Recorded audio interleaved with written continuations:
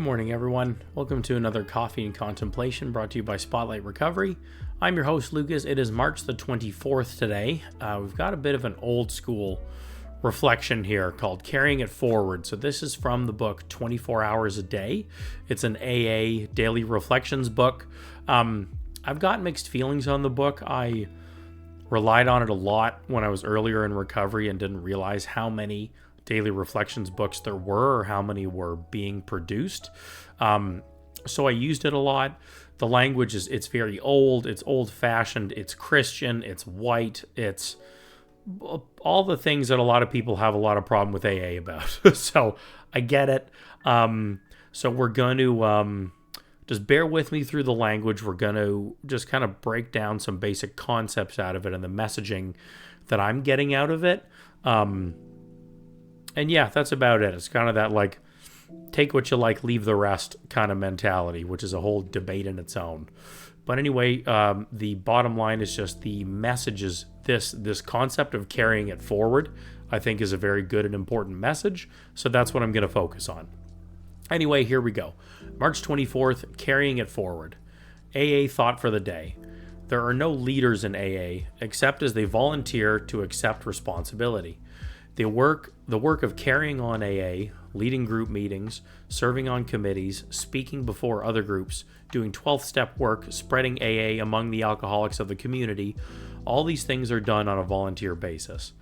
If I don't volunteer to do something concrete for AA, the movement is that much less effective. I must do my fair share to carry the load. AA depends on all its members to keep it alive and to keep it growing. Am I doing my share for AA? Meditation for the day. When you look to God for strength to face responsibility and are quiet before Him, His healing touch causes the divine quiet to flow into your very being. When in weakness you cry to God, His touch brings healing, the renewal of your courage, and the power to meet every situation and be victorious. When you faint by the way or are distracted by feelings of inferiority, then rely on the touch of God's Spirit to support you on your way. Then arise and go forth with confidence. Prayer for the day. I pray that I may lay myself open today to the healing touch of God. I pray that I may not falter or faint by the wayside, but renew my courage through prayer. Yeah, so that whole second piece is like a bunch of that language is kind of vommy to me. It just, oh man. And the reflection in itself is kind of all over the place, like starting with carrying it forward and think about doing service and all of this, and then meditate. Now we're all connecting with God and just trying to get God to crank us up on spirit juice and get us all flowing through His direction. Everything is His. It's a whole other, and then the prayer is now I'm praying to be healed by God and, not falter for whatever, and now I'm asking for courage. So we've got like three different things here that can relate if you stretch, and you can justify and argue on how they overlap and connect, but I don't know. I feel like it's a bit of a stretch. It's a bit of a pull. So we'll get into this here.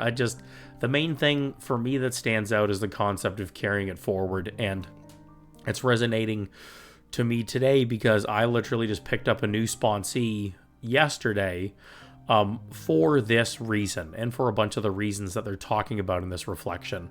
I'm very busy trying to build this business and putting out these videos and doing all my coaching with everybody, and owning and running a small business. So it is all on me. And so I don't have a lot of time. But the truth is, if I didn't have, so this is all AA, my main fellowship actually is MA, Marijuana Anonymous. And so again, there's no affiliation with these videos and me and all of that stuff. I'm just a member of it. So I'm just speaking all from my own opinion. But so I'm an MA member. And I know that if I didn't have that fellowship, I wouldn't have the life that I do now. There's absolutely no way. Also, just quick, by the way, if you ever feel like you're struggling with marijuana addiction or use, just Google marijuanaanonymous.org. It's very cool. The meetings are great. Hopefully that can be a great support for you the way that it was for me. Okay? So anyway, if I didn't have that fellowship and that 12-step program, I would not have the life that I do and the business I have to build and my sobriety, recovery, all of these things. So therefore, it is kind of my job to keep carrying that forward. There were people there for me when I needed it, volunteering, giving their time. I now need to be that next person there to volunteer, give my time, be there for the next person who needs it, which happened to be this person who reached out through a friend for sponsorship. And I'm also in a small town, and they're the first other person in this small town that I could meet in person who's in the same fellowship. So it's like I kind of doubly need to do that because we got to have in-person meetings here going, things like that. So that's a way we can help kick that off and get that going. So the things that it talks about in this opening paragraph about this concept of carrying it forward, these things really stood out for me. And I think they're important messages to carry. It's so funny. A lot of the times, and a lot of us, we come in to recovery or in 12-step groups and think we're going for ourselves and think we're going to get sober for us. I'm here to get sober for me, to fix me. It's again, right, we're selfish and self-centered, self-focused, like I was talking about in the reflection yesterday. Check that out, by the way, if you haven't yet. Here's a link for it. But I thought I was coming in for me, and that's very much not the case. Doing that work and coming in to get yourself sober, in recovery, to get your life back on track is all like the baseline and the foundation. That's the first, so outside of 12-step, that's the first stage, shall we say, so we don't get confused. That's the first stage. The second stage after that, which is really much more important, I think, and what I think these programs are all about, is then being of service to other people.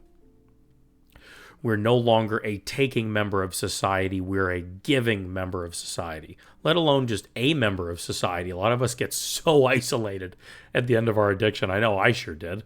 So now now that I'm better, not only am I a part of society, I am contributing to it. I am giving instead of taking. I am giving back for all the places where I took unjustly or making those amends. I am helping people instead of hurting them. I am being of service to other people. This whole second stage, if you will, or the 12th step, that's what it's all about. That's the whole point of the program. That's what all this stuff is all about.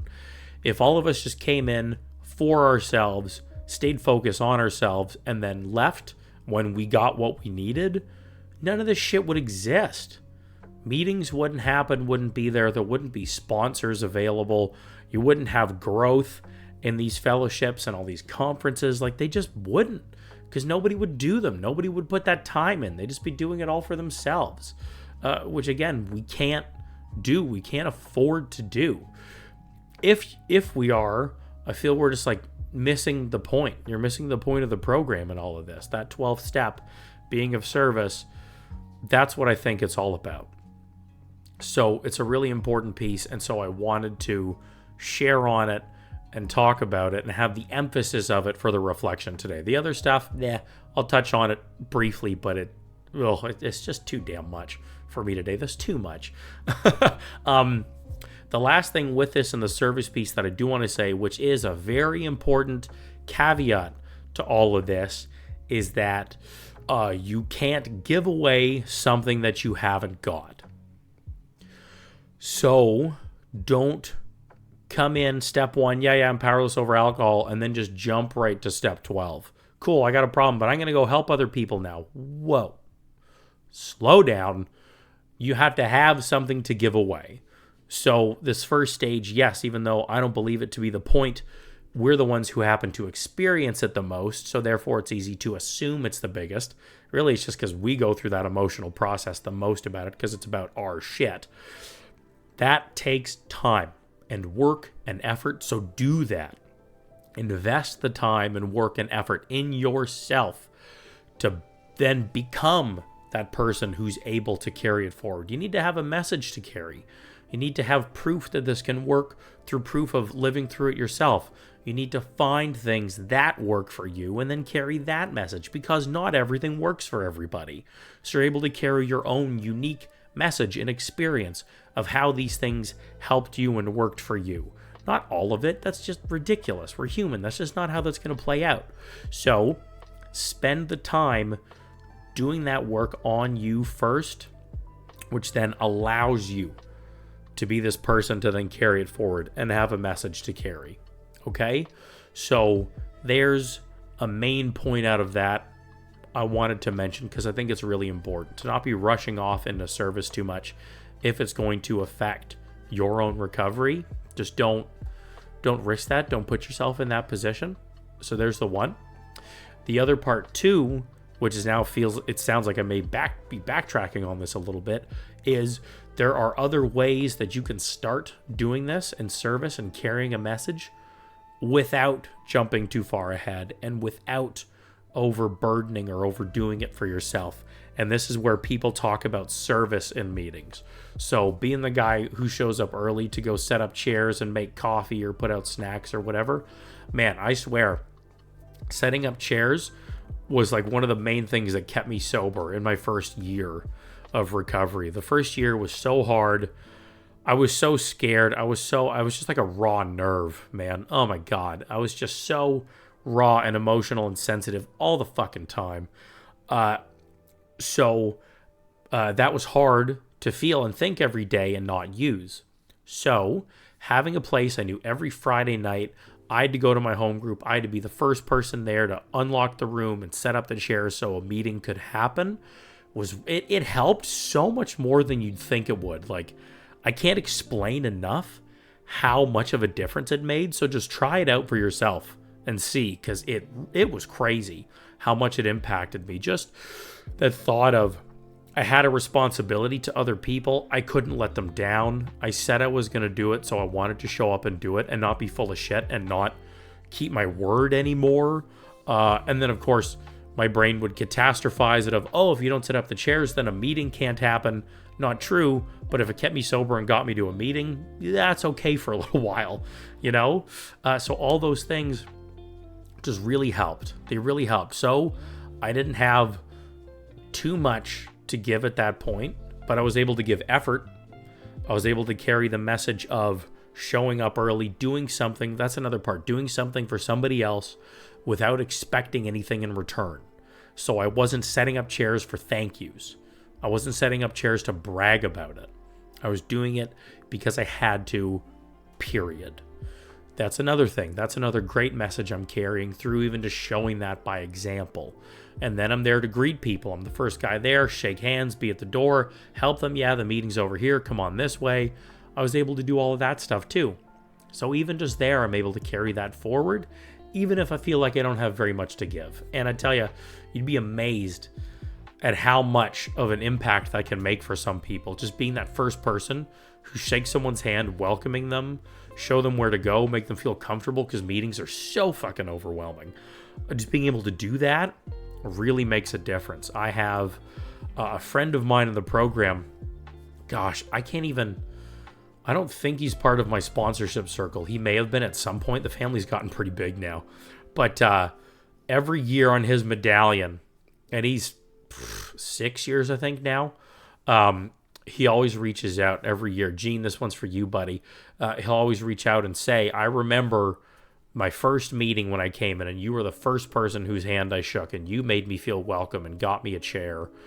He says that every single year. And in my mind, in that moment, like, I remember it, but the profound impact that it had was not at all what I was thinking or expecting would happen when I was doing it. It was literally just, hey, that guy looks white as a ghost. He's scared out of his mind. I'm going to go calm him down and get him a seat so he doesn't run away.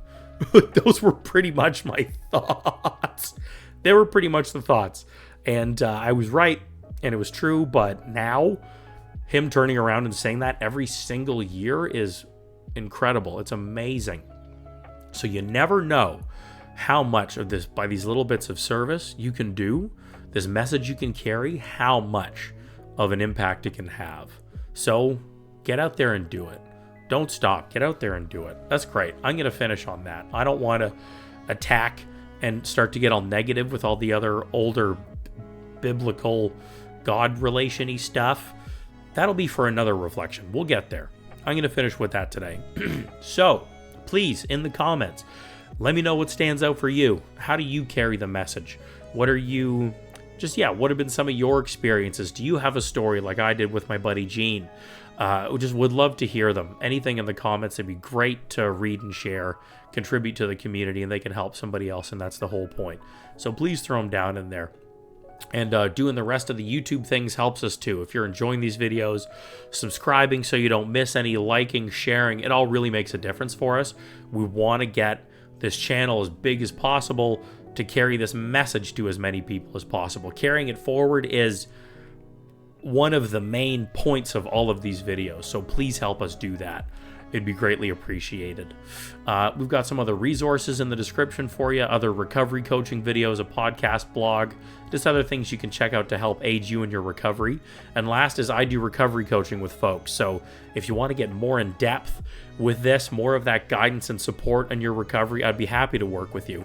My contact's in the description, so give me a call, send me an email, be happy to chat. Oh, pardon me. And see if there's a way that I can support you in your recovery. Okay? So there we go. March 24th. I hope you have another beautiful day in recovery today. Hope you're able to carry it forward a little bit, whatever your day looks like. Thanks for hanging out with us this morning, and we'll see you again tomorrow. Bye for now.